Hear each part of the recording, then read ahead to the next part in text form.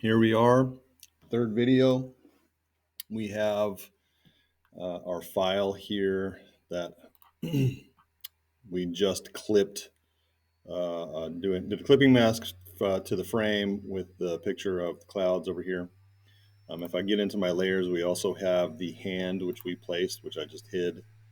So now we're kind of ready to put everything together.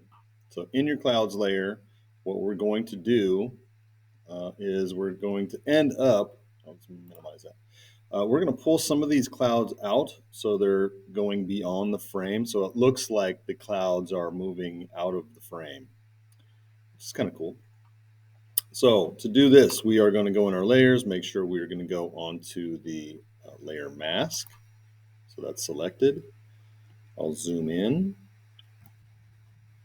I'll minimize this just so we can see what's happening. And we are in our layer mask. So we have black and white. Black will hide, white reveals. So we need to have the white showing. The hotkey to toggle between the four colors between the foreground and background is just the letter X. So if I hit the letter X, it automatically switches. So I've got white on top. And this way, using a hotkey just makes things that much quicker because we can toggle back and forth really quickly. Okay, so I've grabbed the brush tool. If we go up to our brush size, you can see the hardness is all the way down to 0, which I like to, at least to begin with. And then we can change the size with our bracket tool. That's the two keys next to the letter P. Right bracket makes the brush bigger, left bracket makes the brush smaller. All right, so we're going to just start painting these in. And I've got flow actually down too. So right now I'm just going to have the flow all the way up.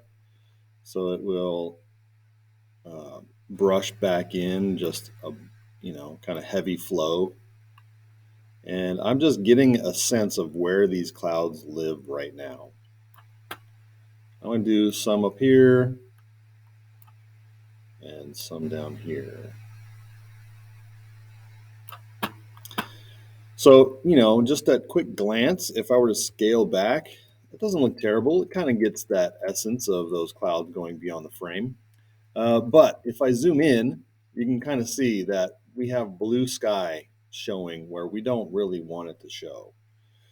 So what I'm going to do is hit have the black in the front. So I'm going to hide. I'm going to drop the flow down to kind of slow down how much it paints back. And I'm going to decrease the brush size just a little bit. And I'm just clicking, just single clicking right on the edge there.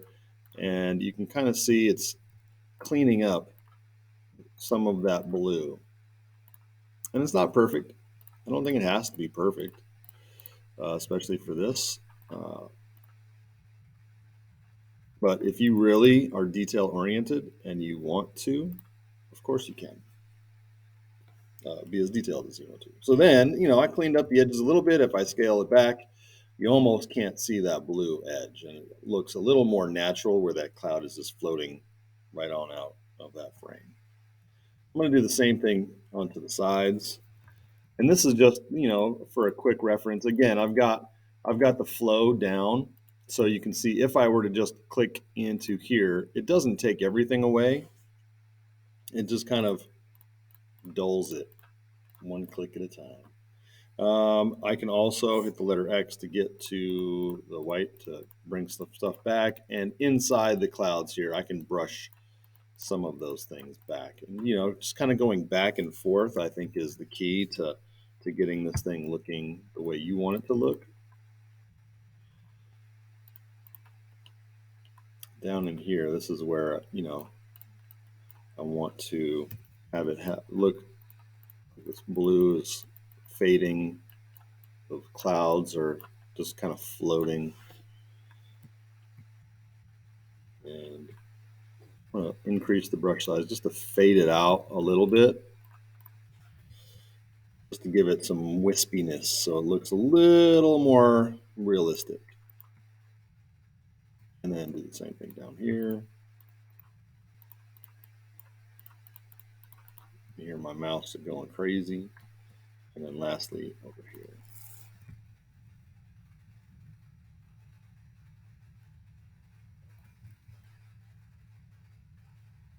So you can see, this does not look natural. I'm hiding it with the mask. If I have the white to reveal it back, from the inside, I can kind of feather that back out a little, or back in a little.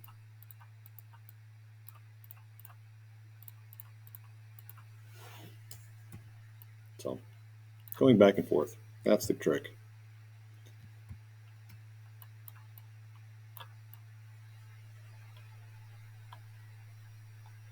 Oops, I'm going the frame. I went too far.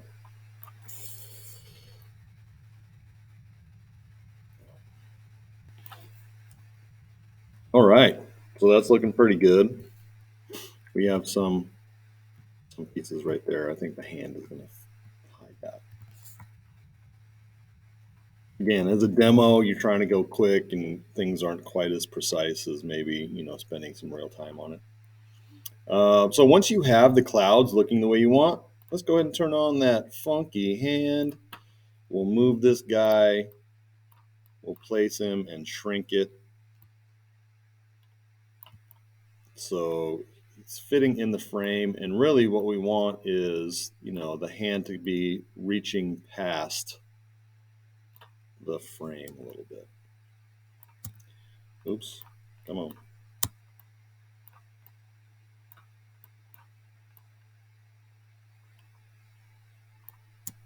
All right. So now we're trying to blend the hand so that the hand is kind of behind the clouds. So we're layering the clouds back over the hand. And I want to do a couple of things kind of before that. First thing is the hand is the color that's on the hand. It looks like a sunny day, but it doesn't match what's happening in the frame. So it looks kind of disjointed a little bit. So let's click on the hand layer and let's do a layer adjustment. So if you go into adjustments here, or you go into the little adjustments from down here, we're going to add a photo filter. These are non-destructive, so we can turn them on or off. We can add a warming filter. So there's a bunch of kind of default filters that you can click on. Or you could go and you can make your own color for it to do a color like an overlay on it. And you can change the density. So you can see what's happening here is I'm scaling this up and down, and it's changing the look of everything, all the layers underneath it, because we didn't clip. So the adjustment affects all layers below. Otherwise, you're clicking the clip to the layer just below it. So now it's just selecting the hand, and you can kind of see what's happening. So I just want to warm the hand up a little bit. And now that filter is clipped to the hand right there. I want to show you something else too here coming up, but with using another way to use a photo filter or a layer adjustment. Okay, so on the hand, we have the layer mask from the previous video, but we're going to add to that now. So we're taking and we're going to have some of the clouds kind of be revealed. So basically what we're doing is we're taking or adding to the layer mask to hide some of the hand or arm. Grab your brush, black hides. Again, I want to just get a sense of what's what, so I'll take the flow up and then I'll paint some of those clouds back so we can see where those clouds are living. And I don't want to go too crazy. I want the hand to kind of be in there. So it's kind of poking in and out of the clouds. And so this is just giving me a sense of where the heck those clouds even are. Maybe I'll just go crazy and just go, where are they? All right. That's a good start. Okay, so now where all this blue is, I'm trying to put the hand back. So I'm going to brush size down, right to reveal, take the flow down just to do it in, increments. So it kind of blends in a little bit better.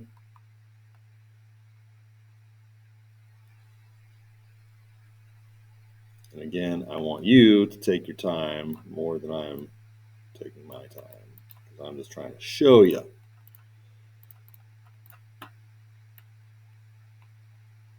So where the blue is, I'm painting that back in, and then I'll feather it out a little bit. So this is just telling you, hey, this is basically where clouds are. And then we can start making it look a little more feathered and realistic.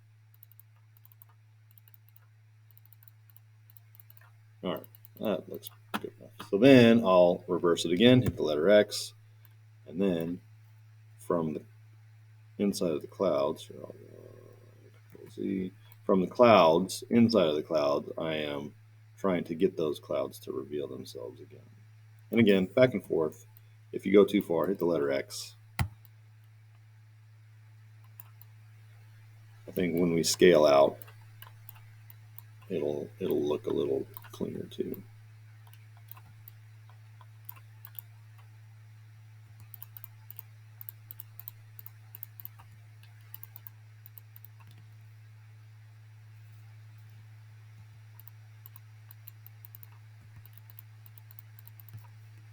All right.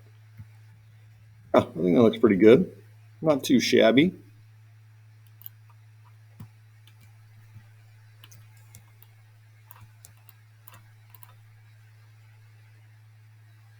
Okay, hand is now in there. Clouds are feathered out. I think this is a good stopping point for the third video.